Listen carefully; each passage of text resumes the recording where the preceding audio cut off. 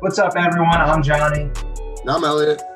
and welcome to the Sport Mind Avenue podcast, the intersection of all things currently happening in sports and the psychological impacts it can have on athletes and the community. And if you want to learn more about how to improve your mental understanding of sports, or you just wish to view more podcasts like this one, then go check out mind-designsports.org and get your head in the game.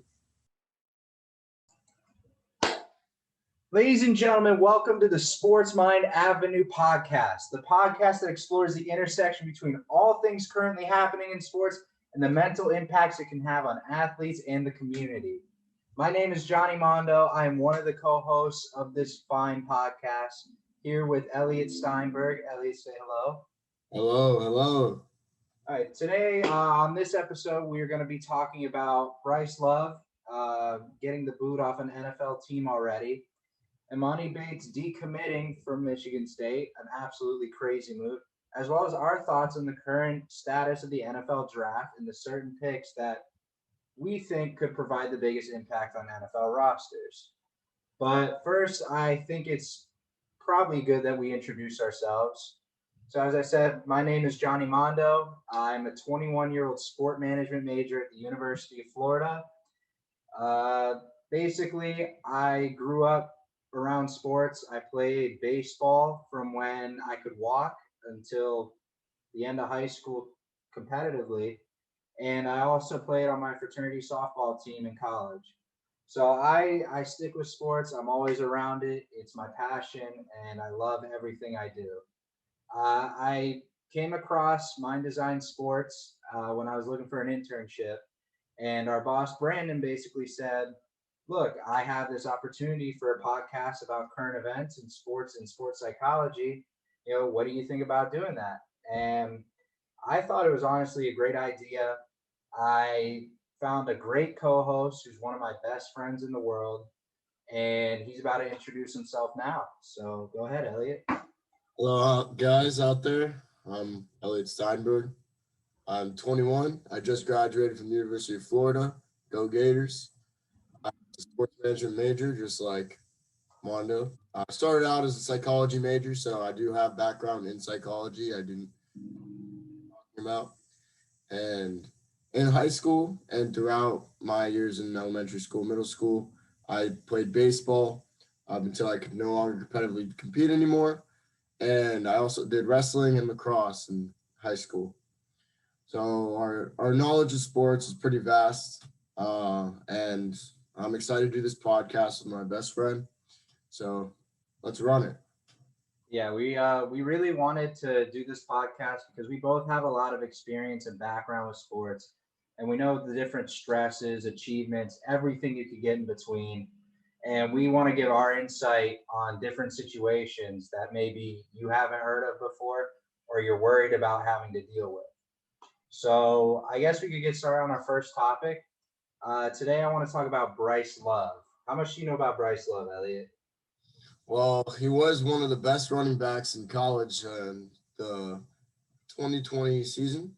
And then he got drafted to Washington. No? That's all right. Listen, so basically on my impact of Bryce Love, I followed him a lot back in 2017. He was a runner-up for the Heisman. He was an absolute beast.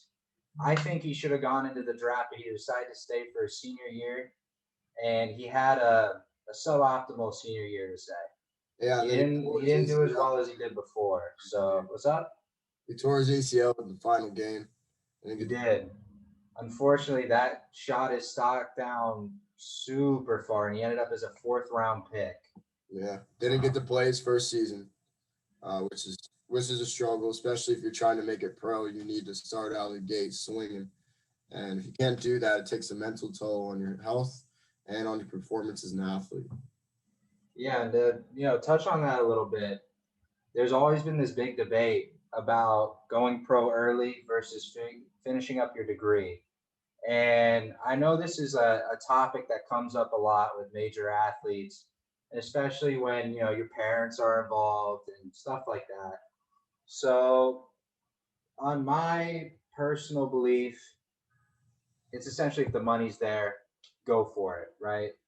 If you're drafted early enough, you can get that good amount of base salary. You can always complete classes online. It's not that big of a deal. But I think Bryce Love just really wanted to leave like that lasting impact on the college football realm before he went, and it just didn't pan out that well. Yeah, he's also a biology major, which I think he was like a one semester short of finishing his degree. So even if he does go back to college, he'll be able to have a really good job because he's a smart individual. And, and not everyone has that chance, you know. I know a lot of athletes in college aren't allowed to do difficult majors because of the amount of time they have to spend in their respective sport. It's like a job. You wake up early in the morning, you go work out. You eat, you go to class, and then you come back, work out, go practice, go eat, go to study hall, and then that's your day. You don't have much time to put into actual like um, real classes, I should say, like engineering or bio or chemistry, because of the amount of time it takes to learn those those skills. I guess if you were him, would you have stayed or would you have gone to the NFL back in 2017? I would have definitely stayed because Really?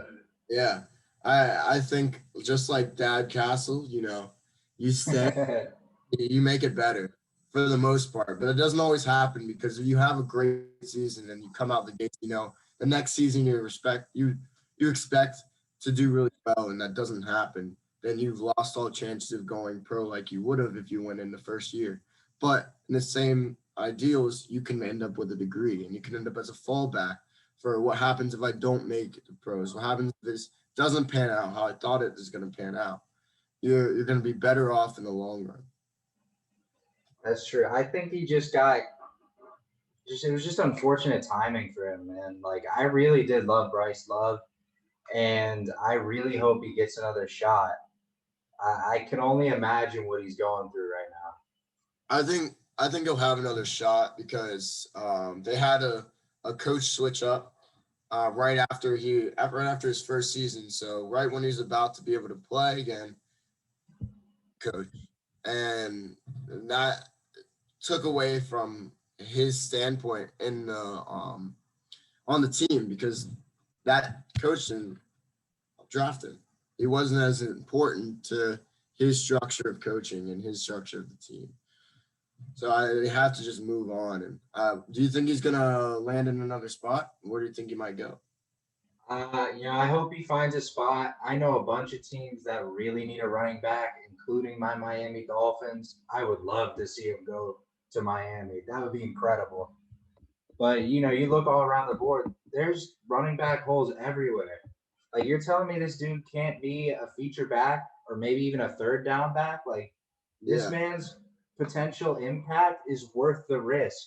100%, no question about it. I don't know what he's doing in practice, but he's got to be doing something. And if he can show off in practice, and he can show off on the field, and he showed what he can do in college, and I think he can do that in the NFL too. But he just Oh, hasn't. 100%. 100%.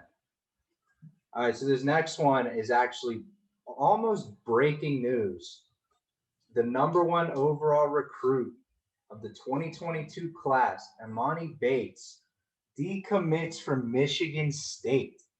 He said he may not play college basketball at all. He's keeping his options open, maybe professional overseas.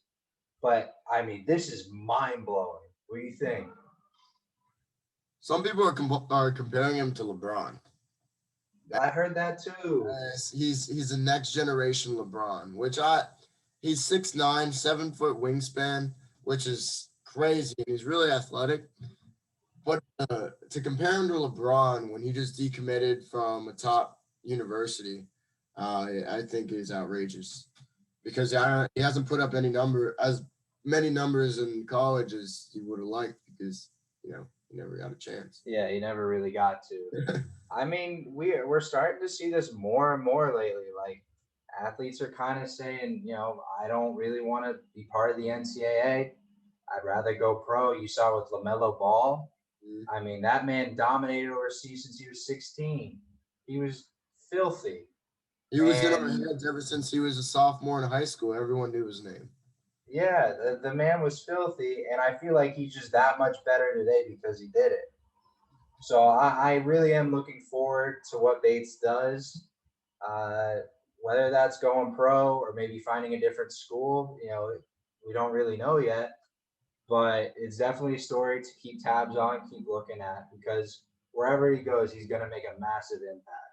Do you think it's a good idea to decommit and try to just go straight pro instead of showing off what you can do in college? Maybe having a chance Um, going to the going to March Madness, maybe making the playoffs, even winning. that's one of the biggest debates in sports right now. It's either eliminating that one and done rule, which is going to affect eventually, or just straight up go pro in a different country for now. And you're seeing a rise over the past couple of years of players just opting out of college sports and taking it either overseas or in a separate league. And I think it's definitely about time to enact the, I guess, removal of the 1 year rule. It's just stupid. It doesn't fit the scheme anymore. You look at any good player that came out of high school, dominated. LeBron, Kobe, like whoever. There's arguments for both sides, but I mean, what do you think about it? I think it's good to go to college at least for a year, not just to see what your competition can be like, see what it's like at the next level pro, but also to get a feel for the college atmosphere. Have like a time of purity before you become a working man, because once you go to pro, your life is set. Like you are a working. Right. You have a 9 to 5 basically, but way more hours, and you don't have that chance of a little bit of leeway before going there. You come straight out of high school and then you go straight into the workforce. Would you rather not just take it easy and have it on a back burner for a year and relax before having the pressures of the pro life, having everyone look at you 24/7, um, preying on your downfall? There's so many people that are coming from the NCAA trying to take your job, and you don't even know if you're going to get that job. I think you have a lot better chance unless you come straight out of high school and you're just that good, like LeBron or Kobe, and you can go straight to the league. I think you should take that time to relax and figure out who you want to be, who you are, and what your strengths are before you go pro. Yeah, I think one big thing to look at if you remove that one and done rule is you'll see the clear divide of who wants to play in college and who wants to go straight to the NBA. Because once you let those superstars that can dominate at 18 years old at an NBA level, once you let them go straight out of high school, you'll actually be able to form a true roster with great team chemistry. You'll actually get to enjoy yourself at college, not worry about some freshman starting all over you before he goes to the league. Like you'll actually have an opportunity to grow and develop at your own pace. Get ready for the NBA when it gets there, but there's no immediate pressure from the scouts, from NBA exec, the coaches, teammates. I just think once you get rid of that rule, it opens up the entire space for more improvement. Yeah, on a like a psychological route too. Um, Going straight from the league, like the high school league into the pro league, can have a strain on your mentality. Because if you don't know how to handle pressure that early, you're 18. When I was 18, I moved into college, and I was like nervous about moving in and not knowing anyone. You're going to the league, and you know everyone. Nobody knows who the hell you are, and nobody really, Right. you're gonna get smothered. They're gonna try to push you in the ground and show you where your place is. So if you don't have the mentality yet to build up and withstand all that pressure and all that like fight and that grit that you're gonna get handed from these pro players. You're playing against people that are 38, 20 years older than you. Like that that's a lot. They're over twice your age. I obviously like we're not in that position, so we don't really know that well. But if it's up to me, and I see this from the NCAA's perspective, from the NBA's perspective, I'm looking to get rid of that rule sooner rather than later. I just think at the end of the day, it's going to provide the most impact. It's going to generate a better culture at each basketball school. Like you can see it once you develop a team, you become emotionally attached to these players. And by removing that rule, it gets rid of all those guys who just want to get out of there right away. So it should be something to look forward to, hopefully in the future. I don't know what the plan is at the moment, but it's something that I just want to watch. I'm gonna have to disagree with you a little bit. I kind of like the one and done rule, but I think it could be tricked around a little bit. If let's say you're good enough to go into the league at 18, you're coming out of high school, you're a super stud. He won Gatorade Player of the Year as a sophomore. Uh, he he has what it takes. If they created a test, maybe that you have to pass some type of test, like not only a physical test, but like a mental test to show how much pressure. What decision would you make if you were granted like this option? And if you make the right decisions in this test, then you are entered into being available in the draft. But if you fail that test, then you got to do the one and done. You got to at least go to college and, and try it out for a little bit. I mean, Also, I if think you were to put that in, like what exactly would be on those tests? Like that's such a hard thing to try and figure out. I feel like that would be up to the players union on like the NBA players union. So if I came into the players union like, all right, tell me what are the hardest things you guys struggled with the first time you guys entered into the league. What were those decisions that you had to make that put your family on the line, your career on the line, the shoe deals, the sponsorships, the all these things you got to make big commitments. The moving, where you're gonna live. What about your family? Do you have a wife? Do you have kids? What's going to go on? What's going to go with that? Um, and I feel like if you ask the players, like let's say I think Chris Paul is the leader of the Yeah, he is. players union, and he seems like a pretty intelligent guy. He can probably tell you what the struggles he had to face as soon as he got into the league, coming out of high school or college. I mean, and if you gather up questionnaires and gather up like specific questions, then you could create a test like that. I mean, yeah, if it works and that's something that they see fit in the future, that would work well too. But that's Also, just an interesting topic.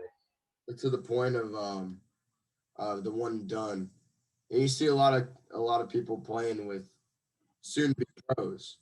You don't know, maybe three people on your college team is going to get drafted, and then maybe you end up on the same team as them in the league. So you already have a chemistry with some of those guys, or you face them, and you're in college. You played their team while in college. You know how they play. You had to study their film, so you know their strengths, their weaknesses, how to get in their head on the court coming into the league, where you wouldn't have any of those strengths coming out of high school. The most you'd have seen is seeing these guys on TV, or maybe you study film yourself, and or you have a coach that helps you study this film. But That's true. I mean, it's definitely harder to build relationships from scratch than coming in with one already, but also you could make it work pretty well. Like a lot, like LeBron came into the league because of the media presence he had. Everyone knew who he was. Zion could have easily done that. Same with Lamelo. mm, But like when you get to those players who are like not as well known, but could be pretty good, I feel like that's where the test would kind of struggle to work because the players union won't know who this person is, and they may be able to ball like no one's business. But if they don't know who he is, then they're going to skip over him as an opportunity for him to go straight out of high school to the NBA.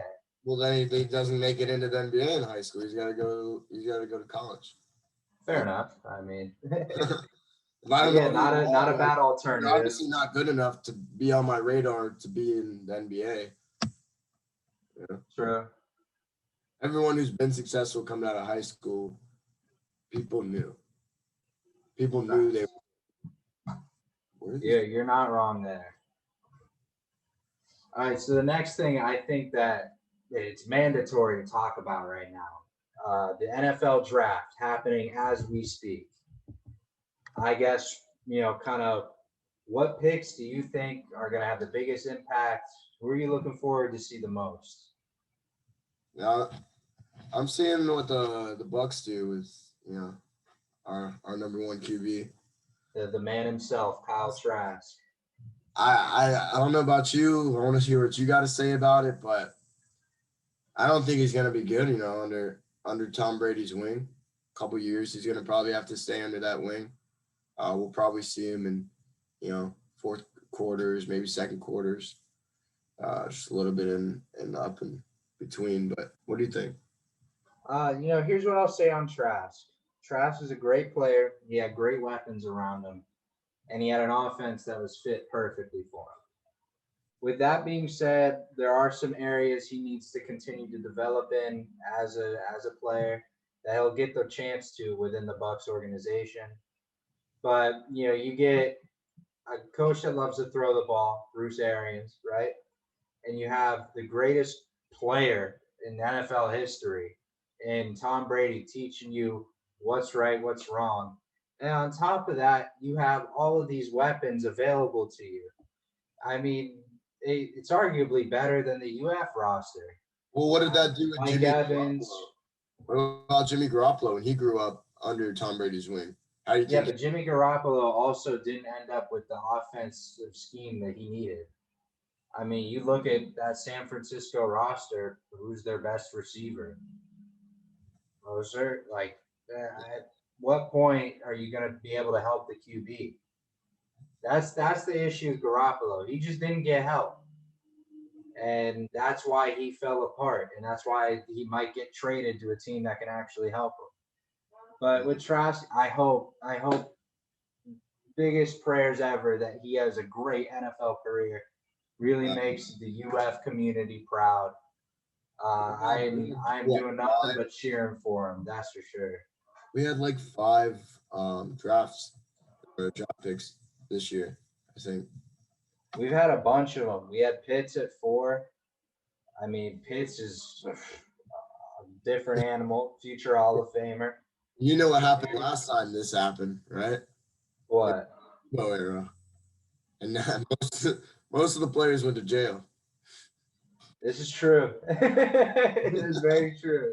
I hope that doesn't happen again. I pray that doesn't happen again. I mean, Kyle Pitts is a generational talent. There's no doubt about that. Oh, yeah.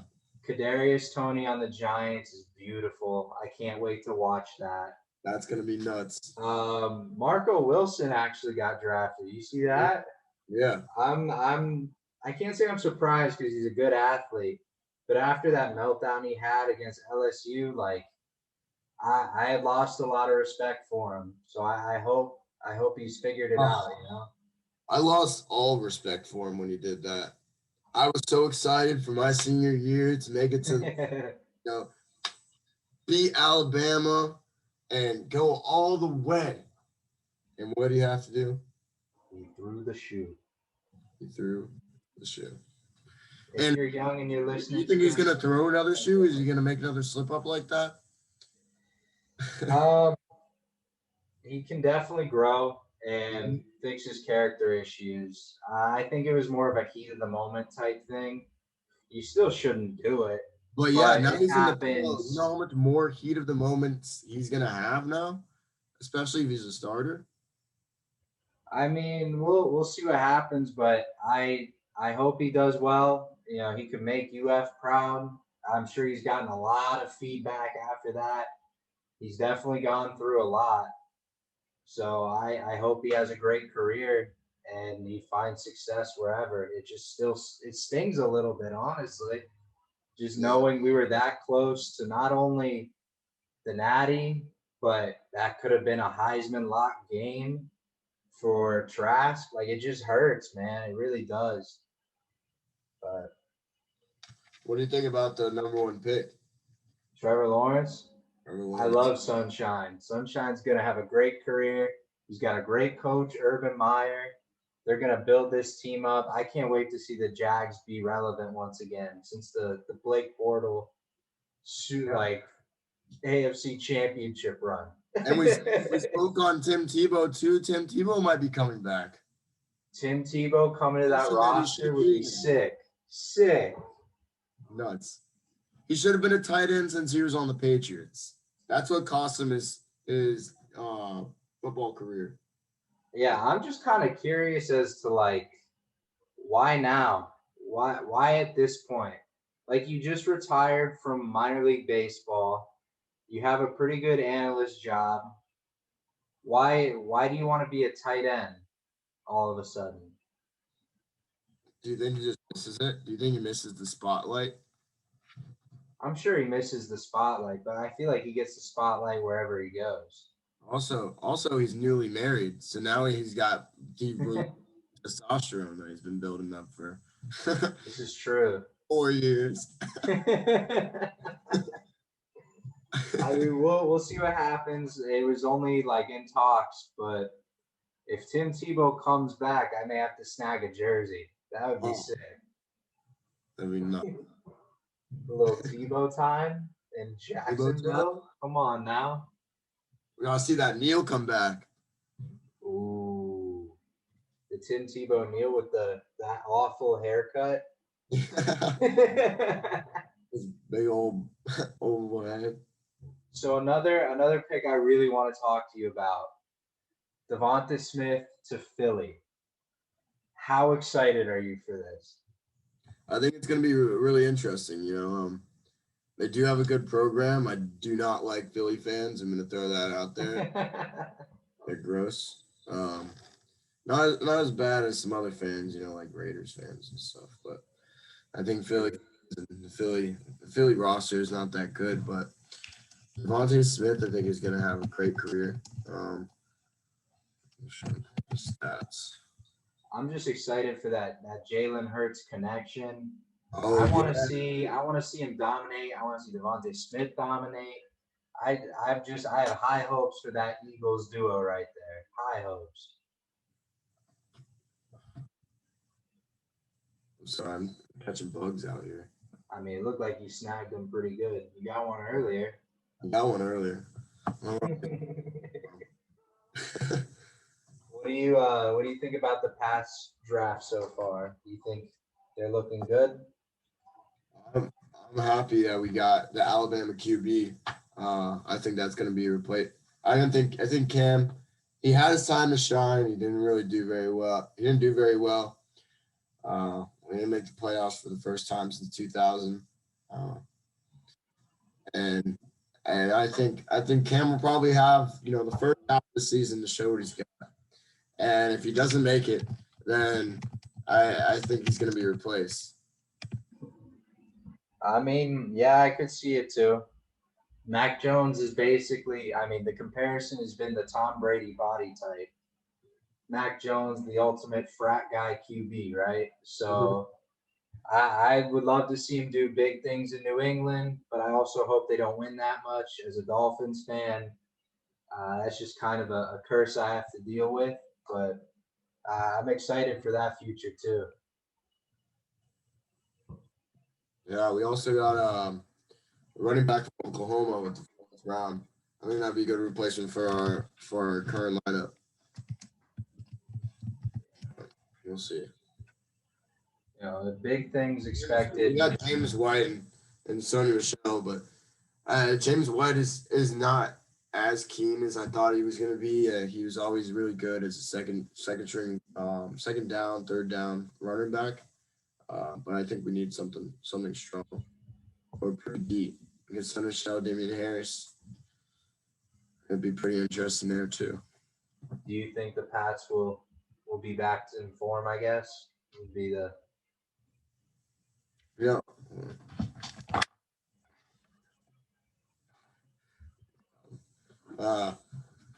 I think we have another year. I think we have Another year? Stuff again. Give us like another year and we're going to run it back. It's called Past Magic, baby. We don't need Tom Brady to be successful. I hope they are trash, but I Tom hope Mac Jones plays well. I think Mac But would be a good fit for that that team. We maybe mold him into the TB12 formation. I mean, that would be kind of nuts. Just a whole another 20 years of the Pats dynasty. Pat's bending over. Oh, I couldn't do it. No shot. No, no way I can afford to watch that again until I'm I could. 40, bro. Nah, no way. But I kind of want to talk about Miami's draft picks really quick. Um, so coming off a really solid season, our biggest holes were on our D line and at wide receiver. We signed Will Fuller before even the draft starts, and then we pick up Jalen Waddle in the draft. That's a solid 1 and 2 with Devonta Parker. Like Tua's got some weapons now. This is the year to see what he's made of. Otherwise, he may not be it. What's up? I want to see Tua succeed. I do too, man. I really hope he does. I really liked him. He did really well last season too. I think he's got what it takes to be great. He just needs that, like, I guess more of a mental edge to it. It seems like he's very laid back in demeanor. Like, I want to see him feisty. I want to see him do anything it takes to get the dub. That's what I want to see this year. But then you also see Jalen Phillips comes to the Dolphins. That boosts that D line hole that we needed.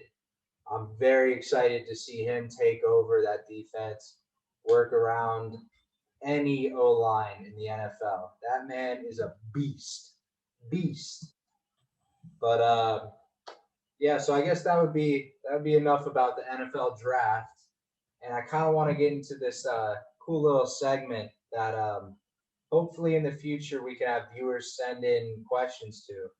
But for now, we're going to do a Q&A off questions that I found online that I thought were pretty cool. And I guess the first one I'll ask you first, Elliot, is what is your favorite story from your sports career? Oh, I can tell you that right off the dome. So as I said earlier, I played lacrosse in high school, and our lacrosse team, to put it lightly, was dog doo-doo. Coming in started my sophomore year. I think our record was like 3-85 over the past like 5 years, or whatever. And our coach, awful. Never, sometimes wouldn't even show up to practice. So we'd all just show up. Okay, coach isn't here. Let's just play crossbar challenge. See what we can do. And then we got the best coach in Fort Myers. I'm from Fort Myers, by the way. I didn't mention that earlier. We got the best coach. He was the coach at Naples High School, and they had been to the playoffs multiple times. One was regionals a couple times, and he saw how bad we were, so he came to our school, right? Well, he comes in, he looks at all of us, and he told us we all suck. It's like, we got to work on this, all right? If you guys really want to play, you're gonna do travel ball with me, ballistic lacrosse, go ballistic, and we're gonna shape you guys into real athletes, real lacrosse players, because in Florida lacrosse isn't that big. It's more of a northern sport, so it wasn't really taken very seriously. We had Boca Raton, which is the #1 school I think in Florida. I'm not sure right now, but it was when I was in high school. And well, we got turned around. We were really good. We ended my senior year. We ended up with a 11-4 record. And okay, going down to my favorite memory. It was our last game. We were playing Naples High School, our coach's ex-team, to get into the playoffs for the first time in Riverdale High School history. We went into double OT. One of our defensive players tore his ACL in the middle of the second OT. Oh no. It comes down. I guess this is my favorite, but it's just the most like it's the most heart wrenching, like something I'll remember forever. We we it was like literally the last seconds of double OT, and the guy get they won the face off, went down the field, shot the ball, and made it. Went right in between our goalie's legs. Oh no. I know. It wasn't my favorite, but it was the most storytelling experience I've ever had in sports. Because we were the underdogs, gonna make it on our first playoff game ever. And we lost our coach's ex team in double OT. We had blood, sweat, and tears on that field. I went home crying that day. I That couldn't imagine, bro. so Couldn't bad. imagine that. So bad. I didn't talk to anyone for like 4 or 5 days. As soon as I go to school, like, oh, like how about that game? I'm like, if you don't shut your mouth right now, you're about to get clocked. I feel like a lot of athletes have been there though. Mhm. Like when we lost our regionals, like we were heartbroken and no one talked to each other for a couple days. Luckily, it was on a Friday night, so we had the whole weekend to just kind of chill. But yeah, I've been there before. Now, the best memory was when we won our first game, though. Our first game, I was like, wow, we can do it. Because all of our other games, we'd get destroyed. It was like 15-0. And then when we won a game, it was like, we can do this, we can do this, guys. And then we just kept winning and winning and winning. And that's my story. What about you? um, so mine is it's definitely a good memory for me. It was back when I was playing travel ball, like 13, 14-ish. I hit a walk-off grand slam to win the championship game. And it was the most insane game ever. It had poured all day.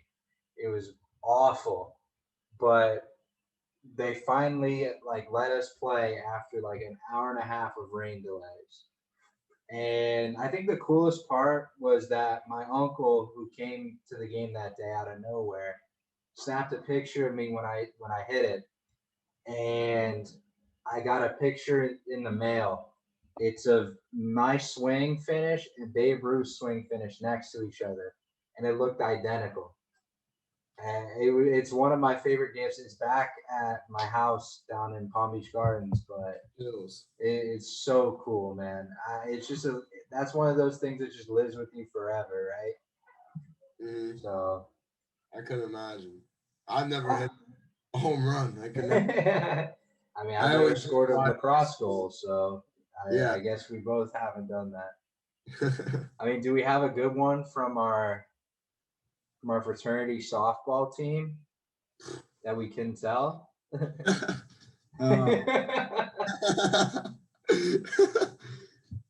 Uh, I get- I don't know about softball, but I can tell you D League. I Oh, did a single game in 2 years in D League. So D League is our basketball fraternity league.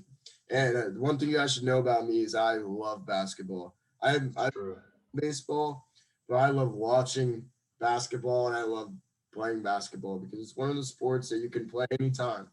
You don't need much. You just need a ball and you need a free court, and those are pretty easy to find around any. But I didn't win a single game for my first 2 years, and then now this year we're in first place. 5-0.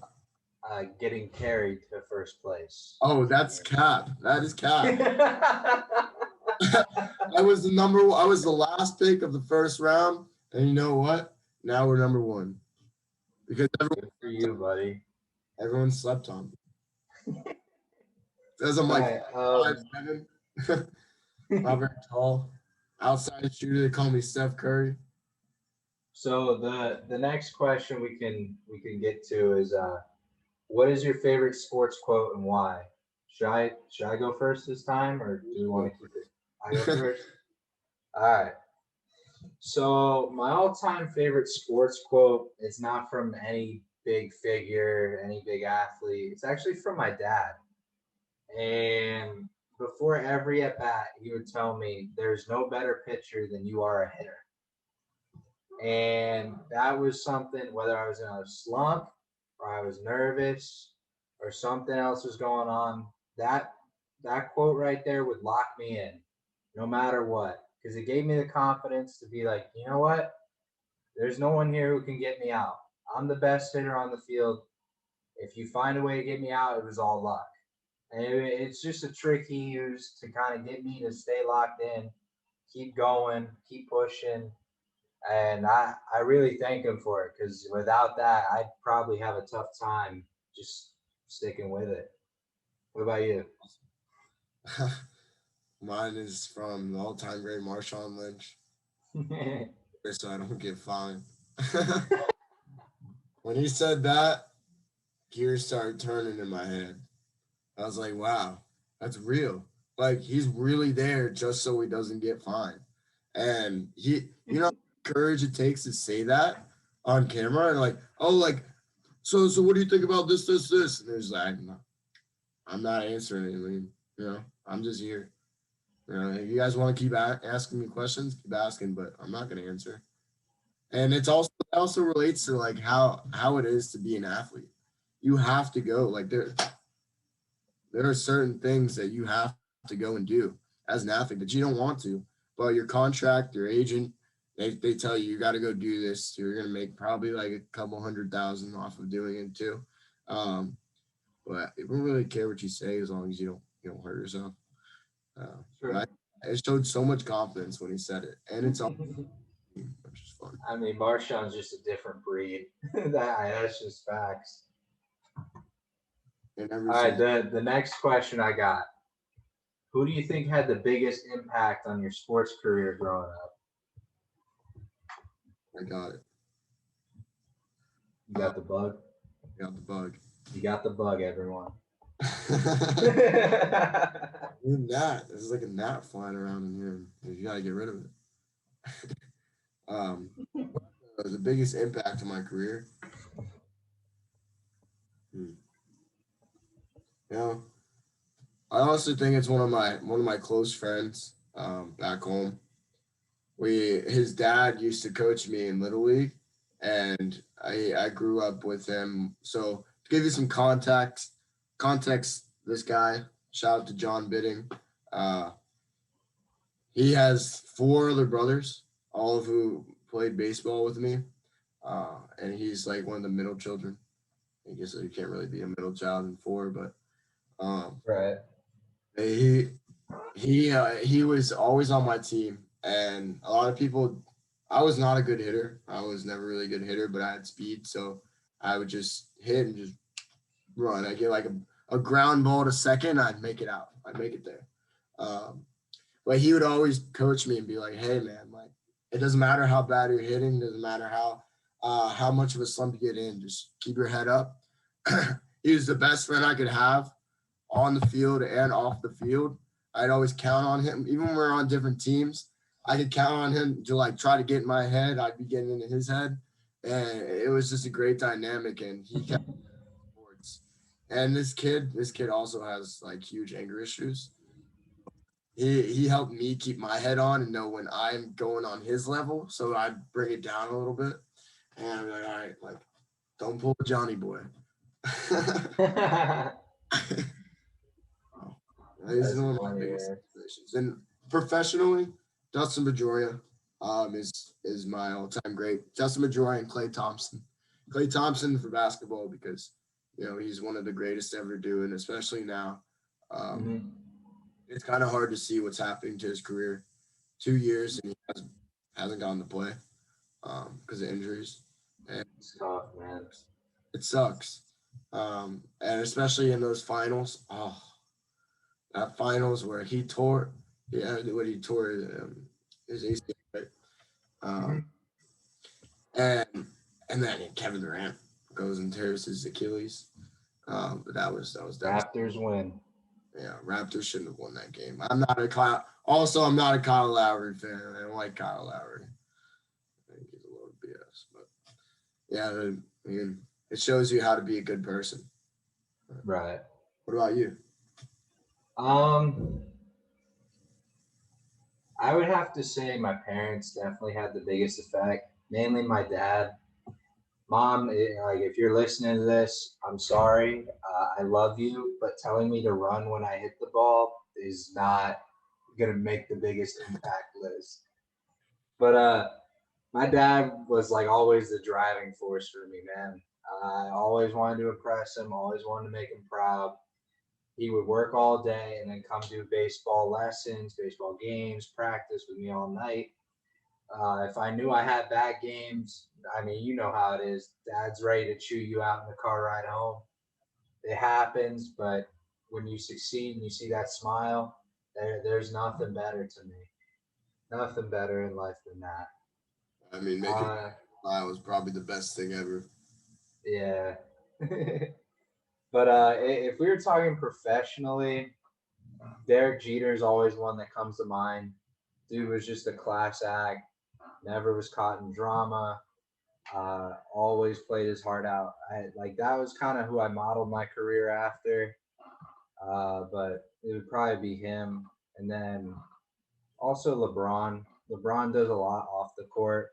Like he's known for what he does on it, but he does so much for the community off the court that doesn't get talked about enough.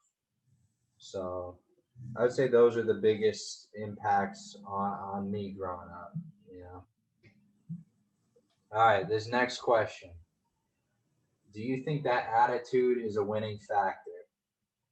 Now, while you're thinking about this, I'll give my answer real quick, and Wait, what then attitude?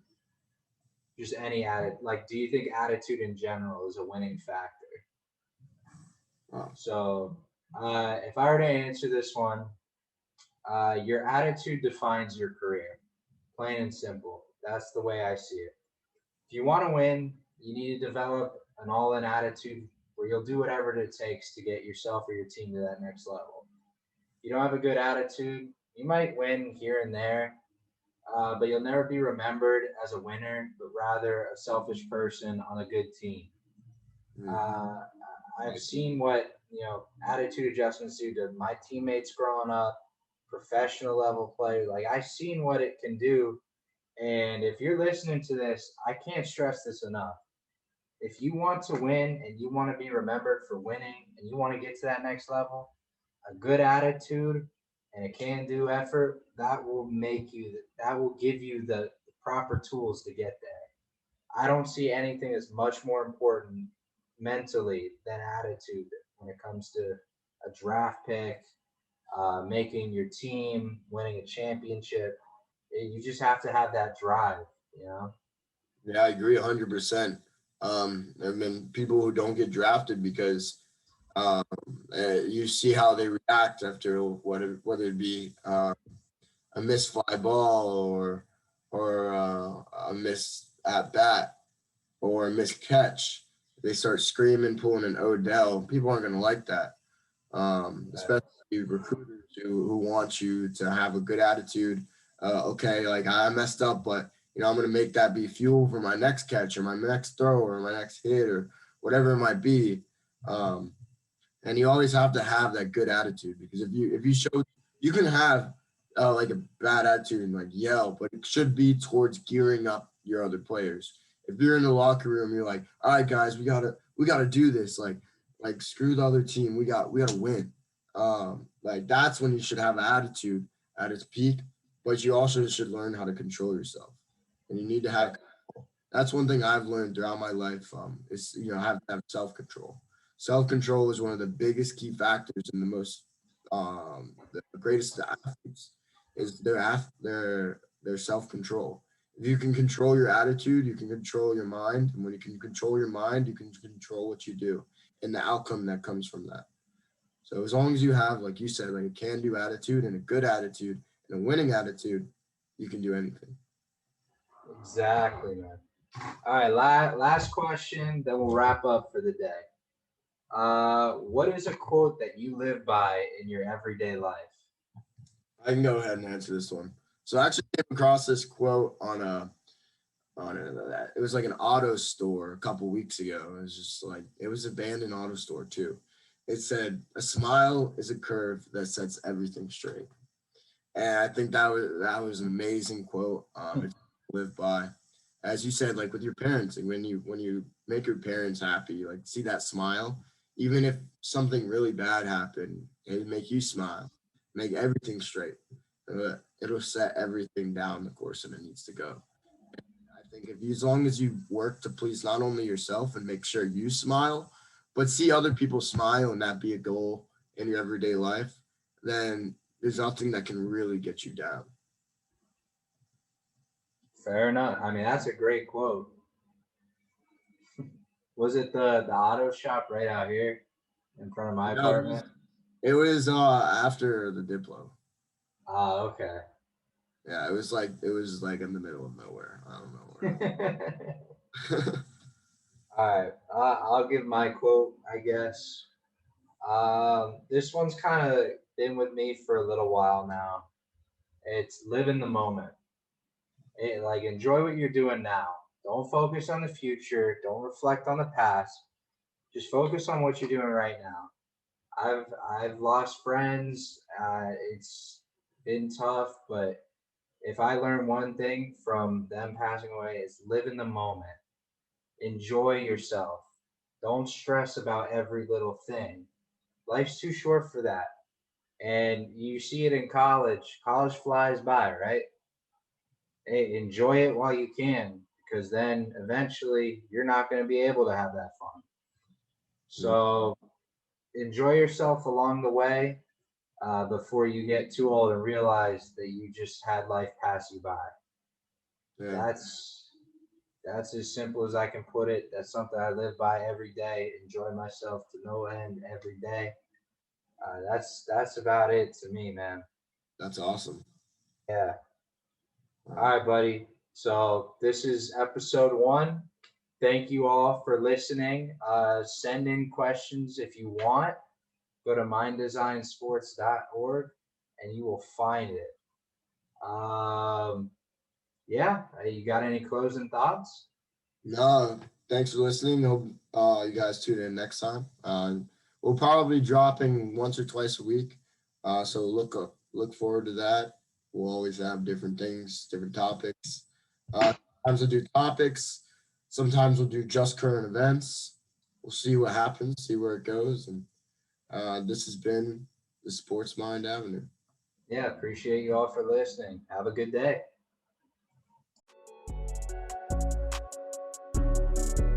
Thank you for watching this week's episode of the Sport Mind Avenue podcast. And don't forget to like, subscribe, and comment on our page. And stay tuned for more of our podcasts and exclusive content in the future.